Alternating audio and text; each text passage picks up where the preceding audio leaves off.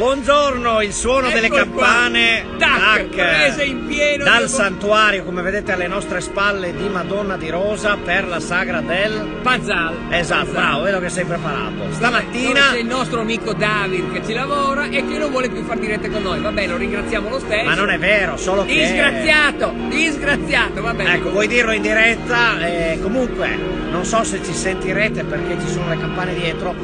Stamattina Max si è svegliato alle 5 del mattino per vedere la MotoGP e quindi ci dice tutto del Gran Premio con una bellissima notizia. Beh, Bagnaia è arrivato terzo, attenzione, è arrivato terzo e cosa è successo? È arrivato terzo solo perché proprio nel suo team gli avevano detto che Quartararo era caduto e quindi ha detto aspetta un attimo che decelero, era in testa e ha deciso che al terzo posto si è accontentato. Infatti adesso ha 14 punti di vantaggio a 2 gare dal termine. Esattamente, già al prossimo turno in Malesia dove potrebbe a Sepang potrebbe chiudere i giochi e il mondiale. Questo partendo da meno 91, ragazzi, questo è un recupero storico incredibile. Mai successo. Esattamente, quindi vediamo, speriamo, incrociamo le dita per il nostro Francesco. Esatto. Francesco detto Pecco Bagnaia.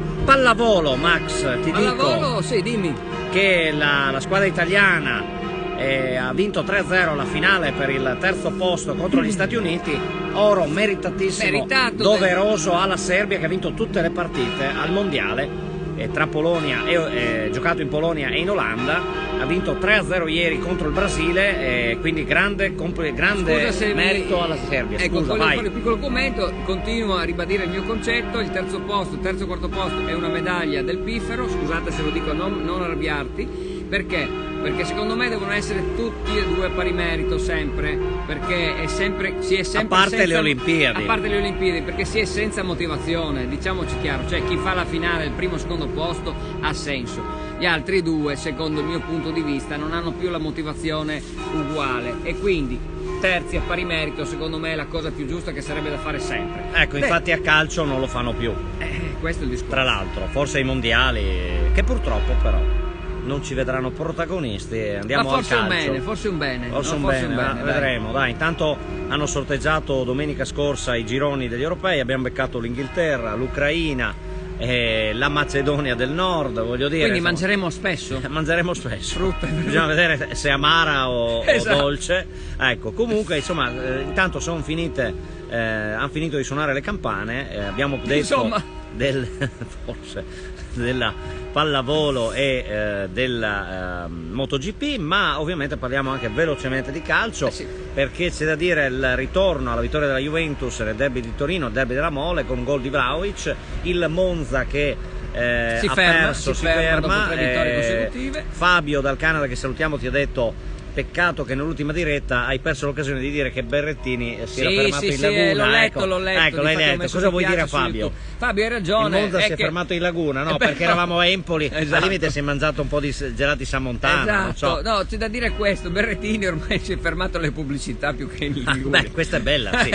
Voglio dire, fa solo quello ormai di bello. Io li voglio bene, però ogni tanto devo dire le cose come stanno. Ricordiamo a questo punto, visto che hai parlato di Berrettini, che ieri Musetti, proprio all'ATP 250 di Firenze, ha perso contro il canadese Ogier Sim, numero 13 del mondo. Comunque veramente in una forma strepitosa, con una partita maiuscola, dove il nostro Musetti si è difeso, ma non c'è stato niente da fare, perché veramente ha giocato una partita, direi, perfetta al servizio, perfetta per tante ragioni, dritto e rovescio impeccabili, quindi voglio dire, a quel punto non c'è stato niente da fare per il nostro Musetti, che comunque si è difeso, e ricordo che dalla prossima settimana sarà il numero 24 della classifica ATP, quindi complimenti a lui che ha best ranking. Ma quanto ne sa quest'uomo? Adesso lo lasciamo riposare, ritornando a dirvi di calcio, dicevamo Empoli-Monza 1-0, ma nella serata l'Atalanta è ritornata in vetta alla classifica provvisoriamente, speriamo, 2-1 per l'Atalanta contro il Sassuolo. Molto fortunosa, perché devo dire che il Sassuolo ha fatto una partita maiuscola con Traversa incredibile incrocio dei pali, incredibile di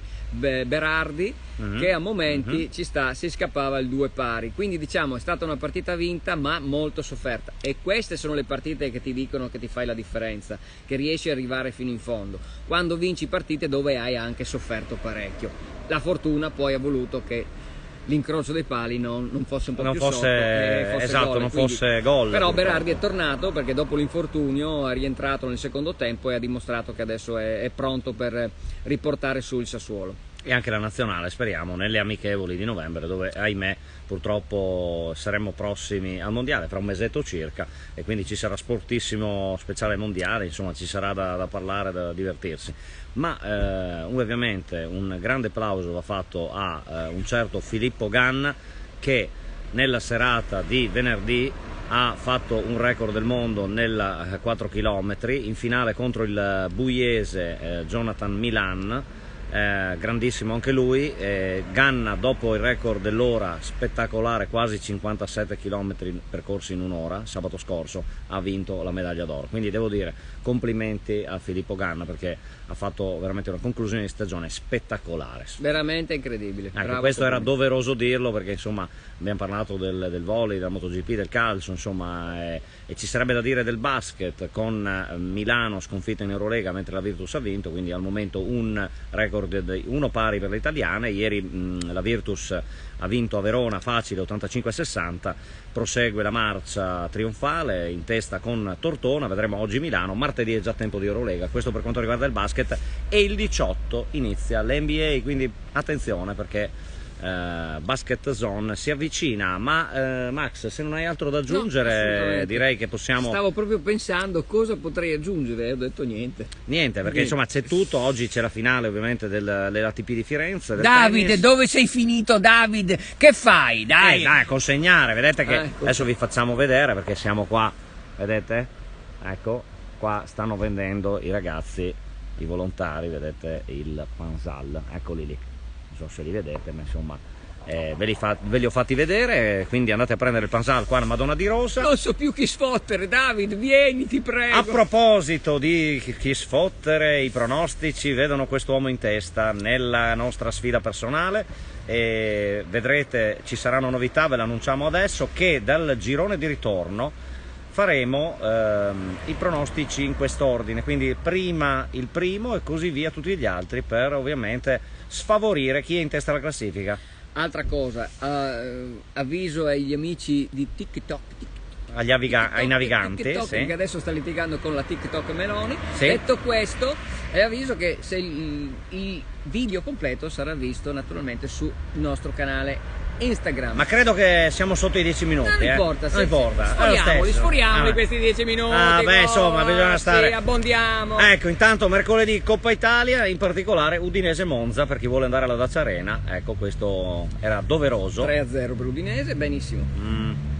Vabbè, dai, mi accontento del passaggio del turno. Ragazzi, buona domenica, buon sport a tutti, ci rivedete qui su questo canale. Intanto volano in alto nel cielo dietro di noi, non lo so, sì, li ho visti passare. Insomma, adesso andiamo a berci il caffettino e a prendere il Pansal. Ciao a tutti, ciao a tutti, ciao, buona domenica, ciao.